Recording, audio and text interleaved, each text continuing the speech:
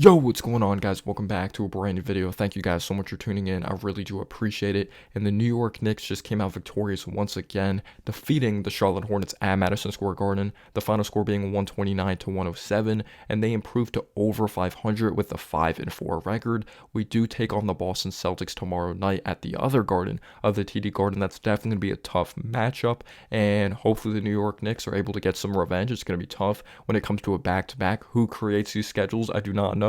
Obviously, we know, but the New York Knicks just back-to-back schedules and just the resting, it just hasn't been there, but no excuses. We'll see if the New York Knicks are able to come out victorious tomorrow night. And this was a good win for the New York Knicks, honestly. I know the Hornets aren't a very good team. The Spurs aren't a very good team either, but they do have games that they're competitive and they have their stretches offensively that they look like unstoppable groups. But when you just take a look at the full picture here, when you look at the Spurs game, when you look at the Hornets game, it's the context. It's the way the New York Knicks are winning these games. Collective team effort, moving the ball, shooting it well from three, scoring in the interior, getting to the free throw line. Not turning the ball over a lot. Being disciplined out there on the floor. Not just Jalen Brunson stepping up, not just RJ stepping up, Randall stepping up. Second straight game, 20 plus points for our main three guys of Julius Randle, RJ Barrett, and Jalen Brunson. Emmanuel quickly comes off the bench. He's an absolute beast. The Knicks dominated this basketball game. They were up as many as 29 points. We had 25 assists. We were disciplined throughout this game. I just loved seeing this win, or just loved seeing the way this game unfolded for the New York Knicks. The Knicks were leading this entire game. We got off to a 5-0 start, and you got to credit Julius Randle. Julius Randle played with tons of energy in this game. He didn't settle for threes. He worked downhill and finished.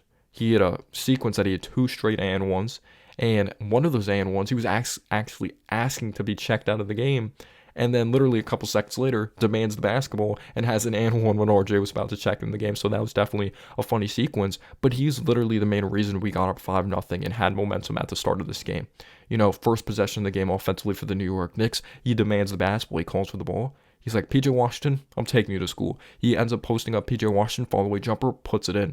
Hornets' first offensive possession, clogs the lane, jumps that passing lane. He had RJ with him in transition, but Randall's like, no, I'm feeling myself. Knocks down a 3, 5-0 start. When it looked like the Knicks were going to just mop the floor with them in the first quarter, you got to give credit to the Hornets though. I thought we were sleepwalking defensively a little bit when it came to the interior because there was a couple straight plays, or at least close together, that LaMelo Ball was kind of just able to just gallop to the basket and just skip to the basket and have an easy layup. Brandon Miller, you have to give credit to him. When he was out there, I believe he had damn near double-digit points, went down with a knee injury very early on in that first half, so maybe it could have been a different game. But when it comes to team contribution, the Knicks mopped the floor with the Hornets.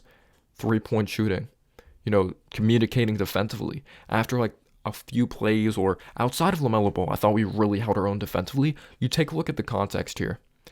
They beat the Wizards. The Wizards aren't a very good basketball team. They weren't projected to be a good team. They still have talent. They have Kuzma. They have Jordan Poole. I do like Tyus Jones. I thought that was a solid move coming over from the Memphis Grizzlies. They really do have talent. They blew this lead, the Washington Wizards, the other night to the Charlotte Hornets. And who was dominant in that game? Mark Williams. He didn't just have double digits in general when it came to rebounds. He had double digits when it came to offensive rebounds in that game. Double-digit points. So that was a matchup to look out for. Mitchell Robinson and Mark Williams are some of the best in the game when it comes to offensive rebounds, at least early on in the season. You know how many rebounds Mark Williams was held to? Not offensive rebounds, not defensive rebounds, rebounds in general. Mark Williams had 4 total rebounds in this game after having a complete dominant performance versus the Washington Wizards. Mitchell Robinson is continuing to show that he's the real deal. He's continuing to show that he's a beast on the offensive glass. He's continuing to show that he's a beast in the interior.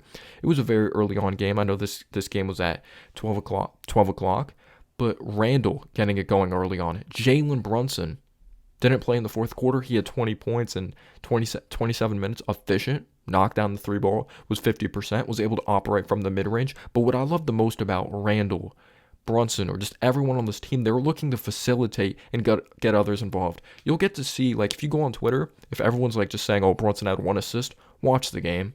Brunson had plays that were past 2 assists, and he set up sequences for the New York Knicks that were executed at a very high level.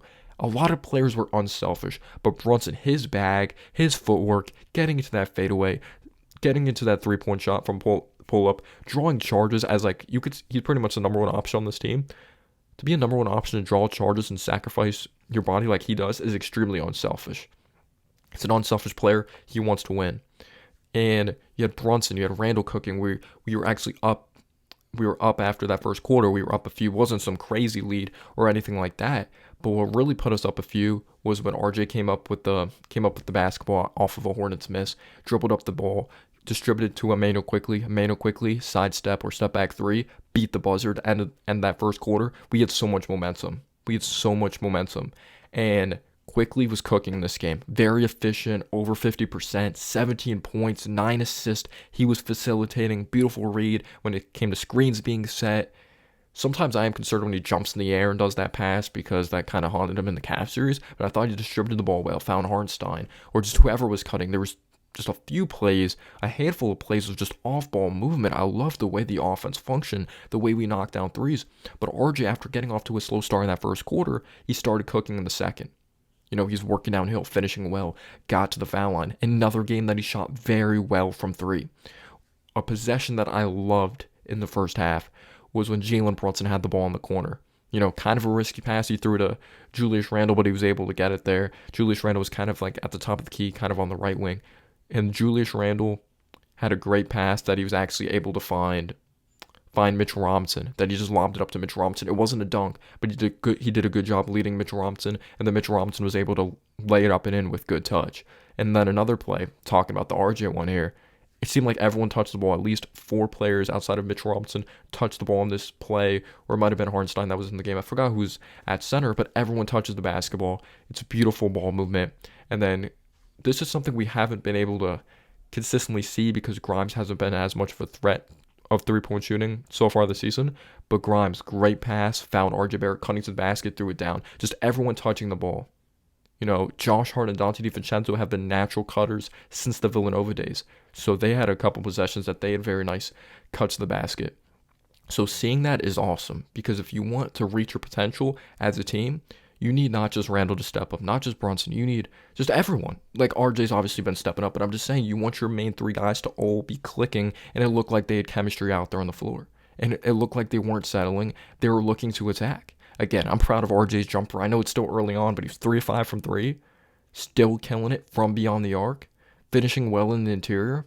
It's just awesome to see. It's very awesome to see the progression of RJ Barrett's jump shot, and I hope he keeps it up. But that's one of the main reasons we won. I thought we played with more hustle. We shot the 3-ball better. We rebounded well, got to the foul line, didn't shoot it extremely well. But overall, offensively and defensively, Hart just going after those 50-50 balls. Even though Hartenstein fouled out, you could say Nick Richards definitely held his own. But when RJ has 20-plus points, Brunson has 20, Randall has a 20-plus point game. And Hayward, RJ's defending him, or when there's certain switches and they're able to hold their own against Gordon Hayward, who's not fully 100% healthy, and had 6 points. PJ Washington, 4 points. LaMelo couldn't do it all by himself. Mark Williams wasn't crashing the glass. You weren't getting that consistent contribution from the bench from the Charlotte Hornets. And early on, maybe we let LaMelo Ball walk to the basket a couple times. And Brandon Miller, actually, shout out to Brandon Miller. He was scoring before he got hurt. He ended up leaving the game with a knee injury. So that's one of the main reasons it got competitive as well. Brandon Miller and LaMelo Ball were definitely the stars of the show for the Hornets at the beginning of that first quarter. But they were able to cut it down to 10 when we were up a little more than that when it came to the first half. I thought we just stopped moving the ball a little bit at the end of that first half, a couple minutes left in that first half, which led to some unnecessary jumpers, and we left the Hornets open for 3 a couple times. LaMelo is just a very crafty player. He's a natural scorer of the basketball. There's also a play, though, he posed when they're down and it looks like they're going to lose the game. So there definitely is a cockiness to LaMelo Ball. I don't know if you want to call it an arrogance, but he definitely does have that swagger to his game. But when it looked like the Hornets built some momentum, I was like, please don't let them catch fire from 3. PJ Washington's not in this game. Mentally, Gordon Hayward's not. But Julius Randle was too much for them in that third quarter. He was too much for them in that third quarter. Emmanuel quickly facilitating, setting guys up was too much for them. Dante DiVincenzo, I thought, was a pest defensively. I thought he made good reads. Josh Hart and DiVincenzo, they're probably not going to put up sexy numbers, but we have dogs on this team that look to compete, and they don't care about the opposing players' feelings. And you got to give credit to Tibbs. I don't know what he's teaching them offensively, but this offense does look different. We'll see how it looks against a better group of the Celtics. But yeah, eventually it was pretty much garbage time that fourth quarter. Sims checked into the basketball game, I guess a few times in that third quarter, or not a few times. We did leave guys open for three in the third quarter, but outside of that, I thought we played really good basketball because our offense was just executing at such a high level. The interior defense was so solid. Again, Mitchell Robinson continues to be a beast. RJ Barrett continues to play extremely well and efficient basketball. Julius Randle's picked it up, continued to attack, don't settle. Brunson efficient, just moving the ball around, taking care of the basketball. Sims got a couple buckets when it came to the fourth quarter. You had Daquan Jeffries that checked in the game. Let me know down below your thoughts on this win by the New York Knicks. I guess maybe you want to get Quentin Grimes involved more, or he needs to knock down shots or just look to be more aggressive as well. He only had 6 points, but two of his field goals that were 6 points were like 2 straight threes when it came to that start of the third quarter. So Grimes and Randle definitely did give some Knicks momentum to kind of like put the Hornets away already when it came to that third quarter. Should the Knicks shop to get a new starting shooting guard? I'm not saying Grimes isn't a starter, but do we need more at that position, or are you okay with Grimes bringing defense, facilitating? Maybe he's not going to score a lot because we have Brunson Rand. Like, do you just not want another ball-dominant guy? Or do you think Grimes is an overrated shooter, or it's still early on? Because I want to add someone to the starting lineup that we can really count on to knock down the three ball, but also doesn't hurt the offense when it comes to ball movement.